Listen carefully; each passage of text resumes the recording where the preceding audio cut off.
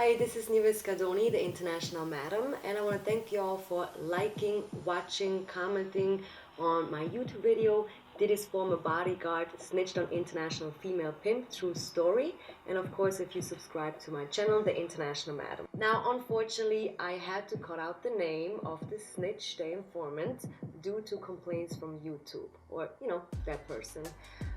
You can find more information in my book, or just read my book. It's called The International Madam. It's available on Amazon.com, Barnes & Nobles, Walmart, and many other platforms, which you can find on my website, www.theinternationalmadam.com. As well, follow me on Instagram, intelmadam with the E at the end, or just Nives Kadoni, you will find my page. I will put the links below so you can check that out. Now, I wanted to tell you guys, I'm not here, or I didn't write that book about this man or to expose him. My book is about my life story, which involves a lot of different parts, like the International Madam, with the girls, the music industry, how I got locked up. So of course he does have a part in that, but I'm not out here to just expose people.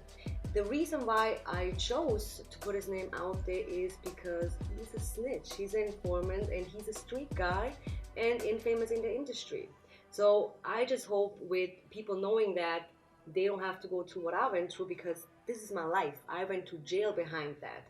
And I take responsibility for my wrongdoings because I did something illegal, that's very true, but I got set up. So now if a close person from y'all asked you to do a favor, and I was naive enough to do that, he asked me to do him a favor and to make that sale, and he introduced me to an undercover Fed, and I made that sale to a Fed. Now, just to go back into that story, so this is how it happened. He asked me to do that favor to make that sale, and I did it. And when I got arrested, this guy that I did the sale to with, he got arrested as well. Now in court, I'm by myself. I don't have a co-defendant, meaning it was a setup. That guy was a Fed, and I didn't know that immediately. I kind of figured it out after a few weeks.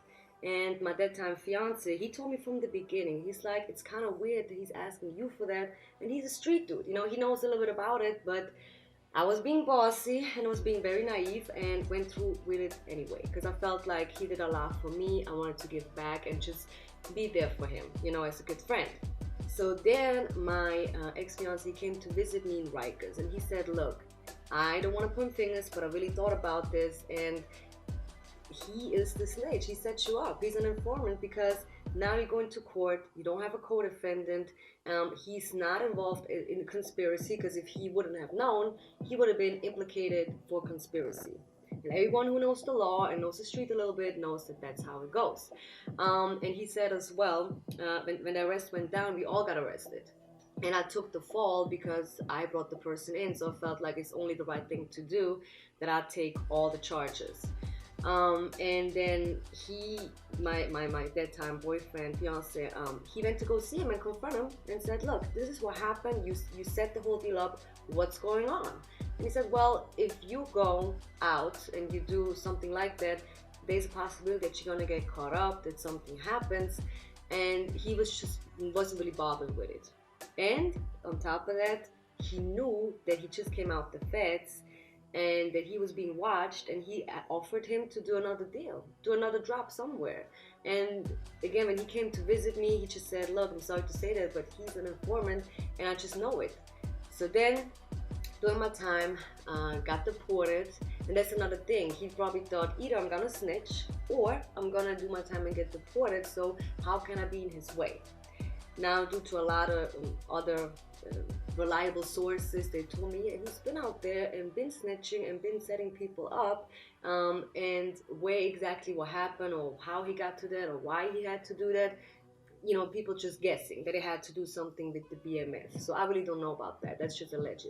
But with this whole book coming out and the YouTube video, a lot of people have DM'd me, emailed me, which is great, and told me, yes, they heard about that. So all I want to do is, if you are in the streets, you're a street dude, and you want to do criminal stuff and you get caught up, do your time. Don't snitch on anyone else, and just be a man about it. Especially, I'm a female, so why are you coming after me? I didn't do no business with you. I didn't do no deals with you, and now we both got caught, and we gotta do our time. You set me up. I never got caught. So not meaning that, okay, that's all right what I did with the girls, but at the same time, although it was legal, but if I don't get caught, then that's, you know, that's up to me.